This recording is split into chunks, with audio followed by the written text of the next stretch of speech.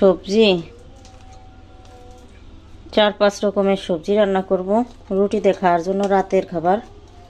তো গ্রামের মানুষ কাজ করে না করতে গেলে কম না। এই যে রান্নাগুলো করব, তো মনে করেন যে কি বলবো 3 কেজি সবজি করতে হয়েছে। এই জায়গায় অনেক সময়ের ব্যাপার। মনে হয় যে আমরা কোনো কাজ করি না, কিন্তু আসলে ব্যাপারটা এরকম না, কাজ অনেকই করতে হয়। বস্তা ভর্তি করে গম ভাঙাই আনা হয়েছে লাল আটা। তো প্রতি মাসে এরকম এক বস্তা আটা ভেঙে আনা হয়।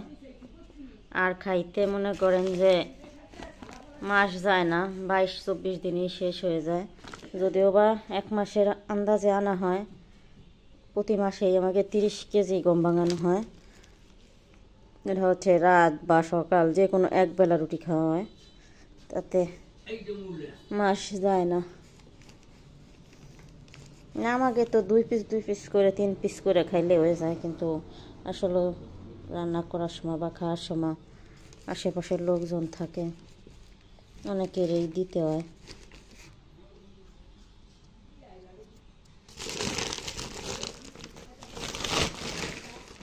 রুটি বানাইতে গেলে তা প্রায় 2 কেজি পরিমাণ আটা ছেনতে হয়। এই জায়গায় প্রায় 2 কেজি পরিমাণ আটা আছে।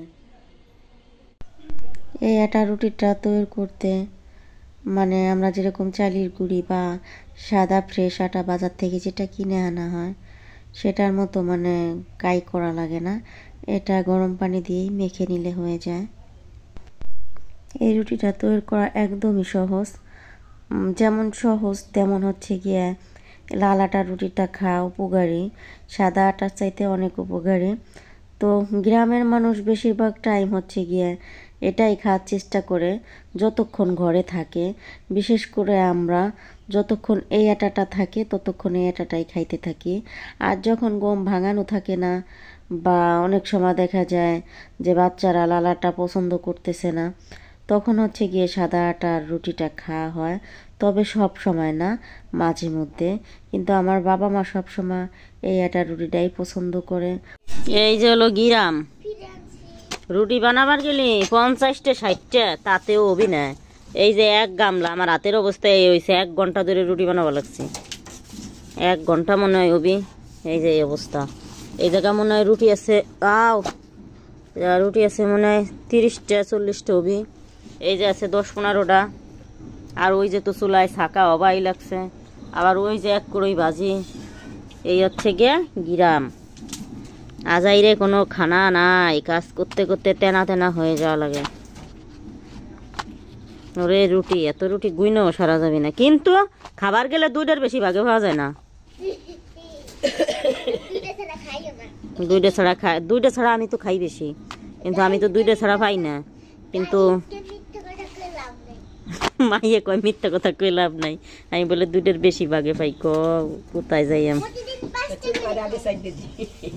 আমি এখন হচ্ছে গিয়া আমার 4টে রুটি আমি নিয়ে যাবো, কারণ ঘরে গেলে তো আর পাবো না, জনসংখ্যা বাইরে যায় ঘরে গেলে। এই জন্য আমি এখনই 5টা রুটি নিব।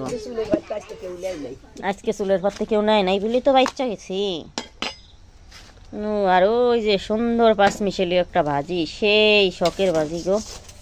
লাল আটার রুটি আর হচ্ছে গিয়ে আলু ভাজি, সিম ভাজি, ফুলকপি ভাজি, এ জায়গা আছে পাতাকপি, শালগম, আর কি জানি আছে মা, শালগম আর পাতাকপি।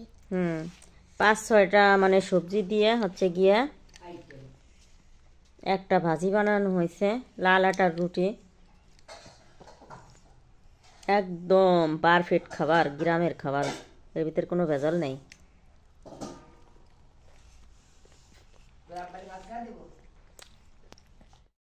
পাইবে ভাত আছে নাকি সাইডে? ভাত টাত আছে নাকি?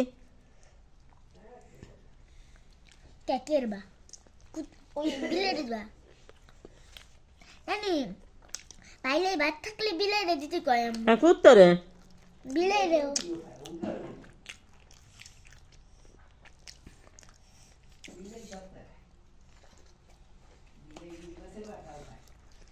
বিলেতে শাক ভাজিও খা।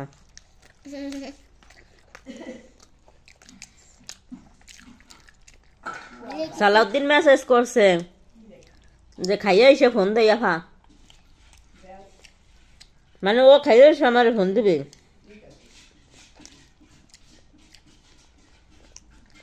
নিয়ম তো নিয়ম, সবাই একসাথে খাওয়া লাগে না।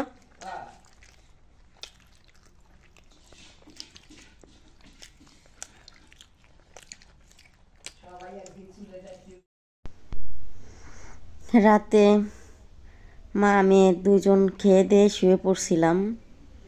আমাকে ঘুমাইতে ঘুমাইতে হচ্ছে গিয়ে রাত 12টা বেজে গেছিল। আর উঠতে উঠতে হচ্ছে গিয়ে সকাল 11টা বেজে গেছে। কাল দেখছেন যে অনেক রুটি তৈরি করছিলাম।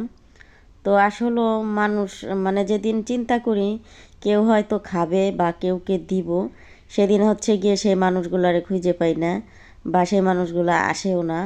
আর যেদিন কারো উদ্দেশ্য করে কিছু রান্না বাড়া না করি, সেদিন হচ্ছে গিয়ে সেই মানুষটা এসে পড়ে।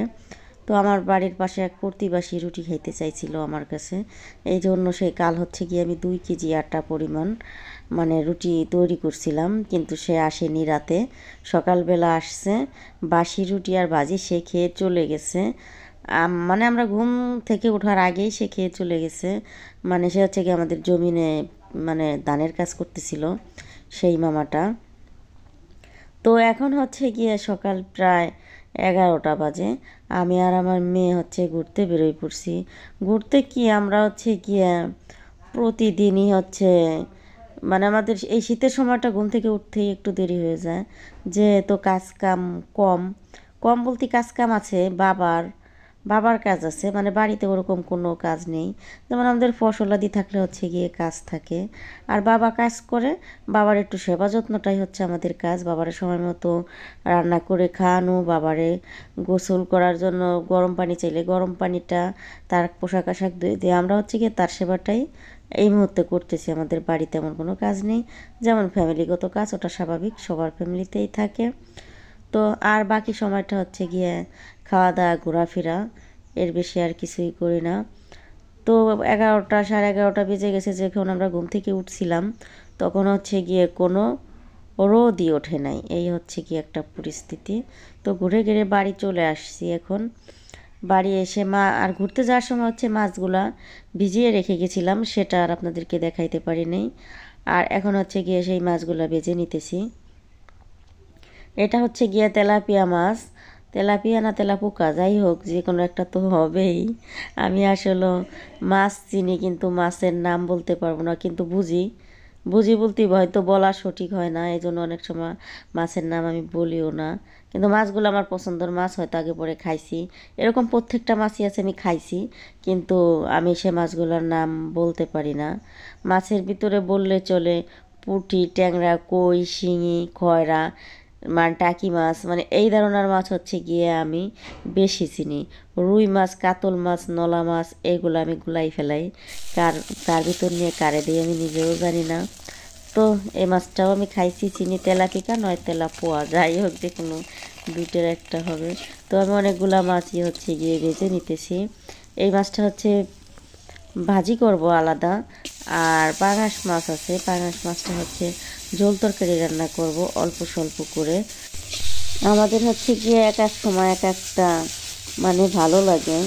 কোনো সময় দেখা যায় দেশি মাছ খাইতে খাইতে আমু হয়ে যায়, কোনো সময় দেখা যায় যে অন্য কোনো মাছ মানে খাইতে ধরছি যেটা মানে সেটা মানে শেষ না দেওয়া পর্যন্তকার অন্য কিছু তেমন একটা খাওয়া হয় না। তো আমার কাছে বরাবরের মতোই পাঙ্গাস মাছ ভালো লাগতো, কিন্তু পাঙ্গাস মাছের থেকে চাহিদাটা উঠে যায় হচ্ছে গিয়ে একটা সময় বাবা একটা মাছ আনে, সে মাছটা থেকে গন্ধ পাই। তারপর হচ্ছে 3-4 মাস পাঙ্গাস মাছ কাকে বলে বাড়িতেই তুলি নেই, মানে মাছের প্রতি একটা ঘৃণা এসে গেছিলো। তখন খালি মুরগি খাইতাম, তারপরে গরুর বট, গরুর কলিজা, এরকম জিনিসগুলো খাইতে শুরু করছিলাম। তো মেয়ে খায় না বলে সেগুলোও খাইতে খাইতে আমু হয়ে গেছি, ছেড়ে দিছি। এখন হচ্ছে গিয়ে আবার পাঙ্গাস মাছটা ধরছি, জানি না কতদিন খাবো পাঙ্গাস মাছ আবার। মানে যে জিনিসটা একবার মুখে ভালো লাগে ওই জিনিসটা অনেক দিন খাইতে থাকি, আর পরে দেখা যায় যে খাইতে খাইতে আমুহে পরে আর ওই জিনিসটা পছন্দ হয় না, অনেক দিন আবার গ্যাপ যায়। আছে না 5 রকমের জিনিস একসাথে খাওয়া, কেন জানি সেটা পাইরে উঠি না, যেটা ভালো লাগে ওইটাই খাইতে থাকি। এটা হচ্ছে কি পিসফুল, মানে এগুলো তো সবাই দেশেই আছে কম বেশি, যাই হোক কিনতে পাওয়া যায় বাজারে। তো আমি হচ্ছে গিয়ে আমাদের বাড়ির নিচে যে জমিনটা ওই জমিনটা থেকে ছিঁড়ে আনছি, অনেক পিসফুল হয়েছে। এখন হচ্ছে গিয়ে বাজারে এগুলা খায়ও না, আর কিছু কিছু জায়গায় পাওয়াও যায় না। তো আমার ভিডিওটা এখানেই শেষ করছি, ভালো থাকবেন আপনারা।